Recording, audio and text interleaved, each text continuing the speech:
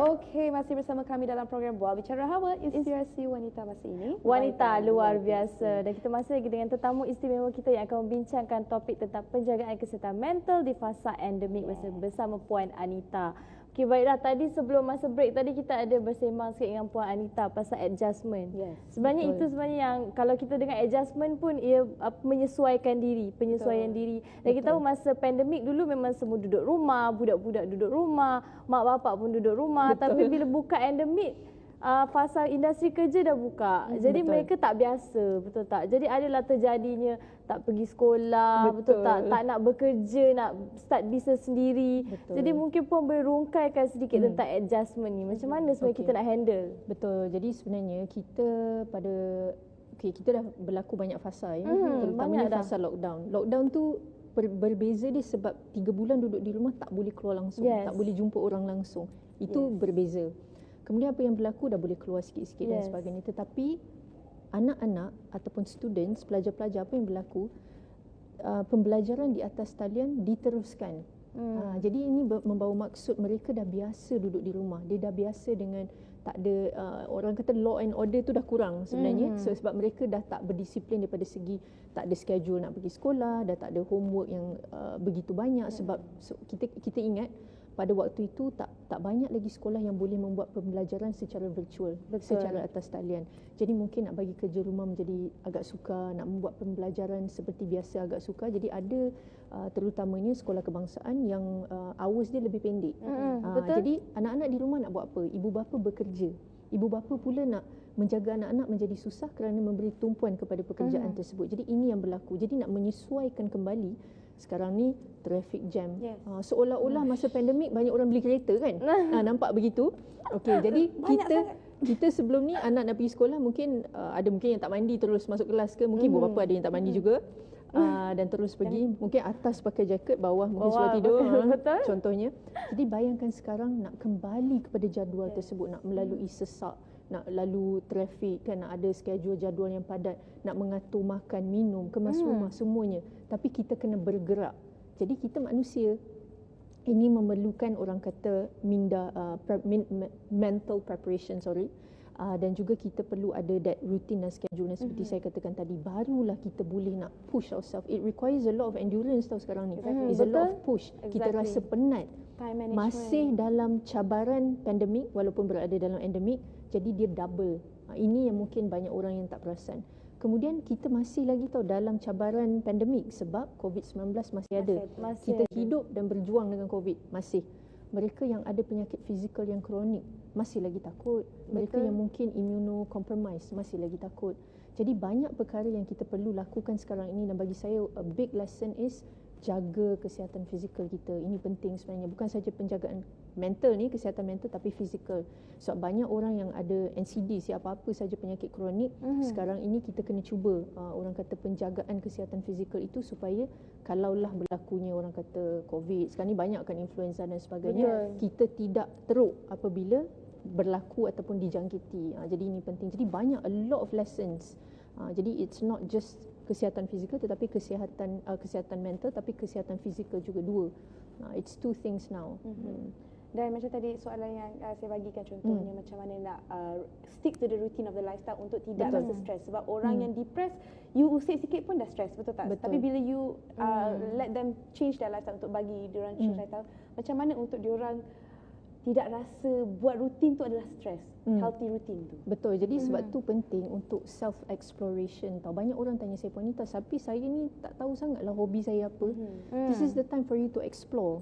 Sebab mungkin sebelum ni kita ni kelang kabut kan, setiap hari banyak perkara yang perlu dilaksanakan, tetapi kita perlu invest sebab kita dah tahu kita perlukan hobi ni supaya kita dapat menjaga kesihatan mental dan fizikal dengan lebih baik, supaya kita, macam Talisha kata tadi, kita tak stres. Macam mana Puan Anita? Invest in that self care, invest in your hobbies. Ada orang yang sampai hari ni tak tahu hobi apa. Kawan saya mancing, saya ikut. Kawan saya suka keluar, saya ikut. Tapi sebenarnya, what about you? Because this is about you, you know. Bila kita cakap penjagaan ni, kita perlu lakukan sesuatu yang kita sukai, yang menggembirakan kita, tetapi menyihatkan juga, tapi yang paling penting mengurangkan stres tersebut. Ini penting. Jadi bukan hanya happy, but it has to be something that helps that stress. Ini penting. Belajar to Tips console time apa semua. Ya, tips Contohnya. yang sangat menarik. You have to invest tau guys. Ni bukan sesuatu yang ada 20 minit buat. Bukan. Betul. Apa hobi anda? Saya suka 2 benda Puan Anita. Komponen investment tu penting sebenarnya. Take time. Lepas kerja buat. Trial and Ataupun error, Sabtu. betul. Sabtu Ahad cuba. So daripada situ kita dapat develop that hobbies. Kita nampak sebenarnya fasa endemik ni ramai orang berbasikal contohnya. So people are starting to invest. So berbasikal, penjagaan fizikal, penjagaan mental, meluangkan masa rakan-rakan, keluarga, me time, self care. Nampak tu banyak benda. Dan mengurangkan kita tengok sebenarnya rakyat Malaysia makin aktif sebenarnya. Yes. Kalau jadi kita itu pengajaran dia. Hiking, berbasikal. Betul. Even orang kata orang Malaysia dah rajin pergi breakfast pagi-pagi pukul 7 pagi pun ada. Penuh kan? Penuh. Saya kadang-kadang terkejut. Kalau dulu saya suka pergi breakfast pukul 7.30, 8. Dulu tak ada orang. Sekarang dahsyat. Ramai yang pukul 7, pukul 7.30 semua dah keluar pergi breakfast. I think that's how they do their self care. Betul. Untuk macam orang dah appreciate time. Yes. Nobody is taking things for granted anymore. Kan kita lebih bersyukur, kan kita ada time okey sekarang dah boleh berjumpa dengan rakan-rakan, boleh keluar minum, boleh keluar dengan ibu bapa. Jadi pagi-pagi macam Talisha kata okey dulu nak pergi kerja alah tak payahlah jumpa family, tak payahlah ni tapi now you are investing that time. Ada time 8.30 masuk kerja, 7.30 keluar dengan keluarga makan dulu. Alhamdulillah. Dan satu benda lagi yang bagus kan, sebenarnya lepas pandemik banyak kedai yang tak buka selepas 1 pagi tau. Betul. So disebabkan benda tu menjadikan orang ramai stay at home pukul 12 dah ramai orang kat rumah. So dari pukul 11.30 sebenarnya dah ramai juga yang dah start tidur. Pukul 11, pukul 12. Kalau dulu kita tahu pukul 2-3 pagi pun masih nak berlepak. Kat mamak lagi dekat kan. mamak lagi. Itu pun salah satu saya rasa benda tu yang saya belajar. Betul. Kalau saya dulu lah kan pukul 3 pagi tak balik lagi. Betul. Tapi sekarang kita dah jadi macam you know what, pukul 11 kita dah ready. Betul. Jadi sesuatu yang positif kan sebenarnya. Betul. Jadi bila kita tutup awal, sebab tu banyak negara barat sebenarnya, sebab tu mereka tutup awal. Sebab itu adalah contohnya Ahad pukul 5 dah tutup mall. Untuk kita meluangkan masa bersama dengan keluarga sebenarnya. Yes, betul lah Talisha. Saya pun dengar cerita kan macam betul lah. Sekarang ni pukul 10 je kita fikir makan mana. Betul. Pukul 11 pun macam okey kan duduk rumah sebab mamak dah tutup. Betul. It's done for today. Okay. And ada satu soalan nak tanyakan tentang orang kata mental illness untuk seseorang yang sangat particular. Contoh macam tadi pun ada juga cakap tentang orang makin berjaga-jaga tentang kesihatan. Betul. Makin berhati-hati. So selepas endemik macam certain people dah biasa, dah immune dengan COVID. Diorang macam tak kisah nak pakai mask ke tak nak pakai mask. Tapi ada lagi yang masih keluar spray sana sini, keluar pakai ni memang penjagaannya memang terlampau rapi. So kalau itu macam mana pula? Itu sebenarnya langkah berhati-hati, tetapi sebab mereka tahu impaknya, sebab mereka dah ada penyakit kronik, mereka mungkin dah pernah melihat rakan-rakan lain ataupun ahli keluarga yang sangat teruk pada waktu itu. Macam saya sendiri pun ada rakan saya pun intubated stage 5. Jadi kalau anda mengenali mereka, ada mungkin ramai juga dah kehilangan orang tersayang akibat COVID. Jadi daripada situ kita ambil pengajaran. Takkan kita tak belajar, Talisha, Liza, takkan kita tak ambil pengajaran dan iktibar daripada ni. Jadi bagi saya suka sebenarnya melihat orang yang masih berjaga-jaga. Kalau kita tak berjaga-jaga, itulah yang menjangkit tak habis tu. Merebak dan merebak. Sekarang ni pun bukannya COVID saja, influenza pun sekarang dah ada, dah banyak lagi wabak-wabak yang datang yang tiba-tiba macam sakit ke macam tu. Dan sebab kita hidup dalam keadaan bermasyarakat, mungkin macam Eliza dan Talisha lain tahu muda, sihat, kuat. Tetapi kalau kita tidak tahu orang yang kita menjangkiti itu, jadi kita hidup dalam berkomuniti tahu sekarang ni. Tapi justru jangan selfish. Jaga diri supaya kita dapat jaga orang lain. Ingat tak dulu, lindungi diri, lindungi semua. Jadi tagline tu masih kekal. Betul. Dan memang betul lah penyakit di mana-mana. Saya minggu lepas je 2 kali saya masuk emergency. 2 kali saya hantar adik saya dekat hospital. Nurse tu dah macam, ini adik nombor berapa pula? Sebab kita macam tak tahu nak cakap kan, kadang-kadang kita dah berjaga-jaga pun, tetapi betul, of course. tetapi kadang-kadang kita pun kita juga wonder dekat mana diorang dapat ni, macam mana adik saya dapat. Sebab itu pun salah satu kenapa ibu bapa tak nak hantar anak ke sekolah juga. Betul. There is also one thing lah, sebab yalah pada awalnya hari tu kan agak macam airborne juga kan. Yes, betul. Betul. Tapi apa yang kita lihat juga COVID sekarang ini, walaupun yalah Omicron, Omicron, tapi kita tak tahu mungkin ada varian baru, itu satu. Tapi keduanya saya juga melihat COVID sekarang ini apabila dijangkiti nampak macam milder ya. Dan mungkin dia kena betul-betul rapat baru dia kena. Mungkin airborne tu dia dah kurang sikit. Tapi again kita tidak tahu siapa yang dijangkiti. Betul. Sebab kita tak tahu badan kita ni ketahanan dia tahap mana. Macam Puan Anita saya cakap, kita muda mungkin ketahanan badan tinggi. Dapat kat family kita agak merisaukan jugalah. Terutamanya mereka yang hidup dengan ibu bapa yang tua. Betul. Dan juga baby. Baby kan baru nak tu. Dan saya juga nak tanya dengan Puan Anita tentang apabila beralih daripada fasa pandemik ke fasa endemik, banyak peralihan yang terjadi dari segi kewangan, dari segi mental, dari segi hubungan keluarga, betul tak? Dan mencabar sekali hidup dalam zaman teknologi ni adalah kewangan lah. Betul. Ada orang yang hilang sumber pendapatan, ada yang kurang sumber pendapatan. Betul. Jadi macam mana sebenarnya tips untuk mencegah daripada isu-isu itu menjejaskan pesakit mental, pesakit mental sendiri ataupun penghidap apa orang cakap yang baru sedar yang dia ada sakit mental tu. Betul. Okey. Actually benda yang pertama ya, kita adalah manusia, hidup dalam komuniti, hidup dalam institusi kekeluargaan. Benda pertama, bercerita, berkongsi, luahkan, jangan simpan sendiri.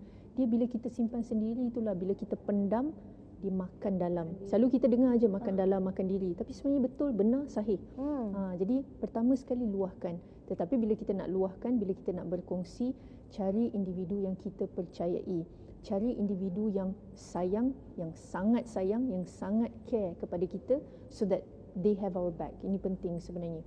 Dan apabila kita meluahkan itu, individu yang membantu kita itu ada sifat empati. Bukan untuk nak memberi penyelesaian, tetapi agar kita merasa kurang terbeban. Mungkin kita rasa lega bila dah berkongsi. Tetapi akhirnya mungkin apa yang akan terjadi, dia melihat daripada lensa yang berbeza. Sebab kita melihat permasalahan itu setiap hari. Mungkin dah tak nampak jalan keluar ni, mungkin rasa dah tak ada harapan. Tapi mungkin individu yang kita luahkan tu dapat memberi cadangan kepada kita. Puan Anita mungkin di sini, mungkin boleh buat begini. Jadi kita nampak harapan itu ada, jalan keluar sebenarnya ada, sinar harapan. Ini penting sebenarnya sebab bila kita dalam keadaan yang hampir putus asa, kita perlukan harapan tersebut. We need something to hold us. Kalau tidak, contohnya orang yang kemurungan tadi khususnya apabila pemikiran nak mengakhiri kehidupan melalui bunuh diri, dia punya thought process ni dia close tau, dia dah tak nampak dah sebenarnya. Tetapi kalau kita datang menghulurkan bantuan dengan hanya mendengar, memberikan mungkin a bit of suggestion. Kalau tak ada kerja mungkin boleh pergi ke sini, mungkin boleh dapat bantuan begini. Jadi daripada situ dia dah nampak okey, mungkin ada solusi. Besok mungkin anak-anak aku ada makan, mungkin bulan depan aku boleh bayar sewa rumah. Sebab kita kena faham ya, penyakit mental ni dia bukannya gejala-gejala tu saja yang perlu ditangani, perlu diatasi, tetapi crux of the issue, dah hilang kerja tapi tak diberikan pekerjaan, tak ada sumber pendapatan, macam mana dia nak baik? Macam mana dia nak sembuh? Dia tak boleh. It's not just about the symptoms, guys. Okay, jadi diberikan pekerjaan, insya-Allah pergi terapi, makan ubat, ada sokongan, jaga diri, baru kita nampak proses penyembuhan itu efektif. Banyak orang selalu datang kemiasan, berkata, Puan Anita, saya dah 15 tahun ada penyakit mental tak baik-baik. Anak saya dah 10 tahun dah masih murung, Puan Anita. Apa punca? Punca kemurungan tu kenapa? Punca mendapat penyakit mental tu, kenapa? Dekat sekolah selalu dibuli. Nampak tak? Jadi selesaikan. Tak ada penyelesaian. Kembali kepada situasi, kembali kepada environment yang sama, masih dibuli, trauma, takut, macam mana dia nak sembuh? Puan Anita, suami saya tak ada kerja, kami tak ada semua pendapatan, kais pagi, makan pagi. Jadi apa solusinya? Jadi solusi itu tidak diberikan. Jadi ini penting untuk kita fahami. Sebab tu tak boleh nak baik, sebab tu proses penyembuhan tu lambat. Macam Puan Anita kata, cari solution. Betul. Bagaimana untuk mereka yang ada masalah, contohnya kehilangan orang yang tersayang. Betul. Sebab saya ada kenalan yang ada adik kehilangan orang tersayang zaman masa pandemik. Betul. Dan dia punya kemurungan tak nak bercakap dengan orang. Betul.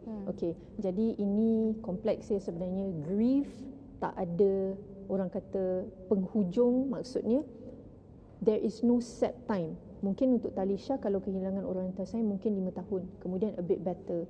Mungkin kalau Eliza lebih sensitif mungkin 10 tahun. Mungkin ada orang sepanjang hayat. Jadi this is not something yang kita boleh benchmark tau guys. Tetapi apa yang boleh membantu untuk mengurangkan. Jadi ini tadi support system, build it.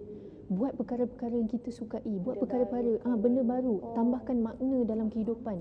Mungkin spirituality, pergi ke kelas-kelas ataupun majlis ilmu. Duduk dalam keadaan berjemaah, ini penting. Jangan bersendirian, jangan sorang-sorang. Ini memburukkan keadaan, kita akan rasa kita nak tidur, kita nak nangis. Saya juga saya pernah satu tragedi berlaku, saya masih ingat kawan baik saya memberitahu saya, Nita, rest tapi you need to get up. Jadi ini penting. Kita kena ada rakan-rakan yang jujur tau, ahli keluarga yang jujur, yang boleh bagi tahu Talisha, okay, this is not the way to go. Okay, you need to get up, you need to move. Okay, saya bantu Talisha, jom. Ini penting. Jadi tangan yang memberi, sambut. Tepat sekali. Itu dia kata-kata daripada Puan Anita yang kongsi macam mana. Yang penting support system, build new, orang kata new system, apa orang kata hobi, apa semua tu kena cari. Dan yang penting jangan duduk seorang diri. Kita kena hidup masyarakat dan berjemaah. Kena cari kawan untuk support sebenarnya. Alright, kita nak ucapkan terima kasih banyak kepada Puan Anita atas perkongsian yang sangat-sangat mendalam dan sangat memberi ilmu kepada kita dan juga kepada penonton di rumah. Terima kasih banyak dan kita jumpa lagi minggu depan insyaAllah. Dan kita akan berehat sebentar dan kembali selepas ini dalam program Buah Bicara Hawa, inspirasi wanita masa ini, wanita luar biasa.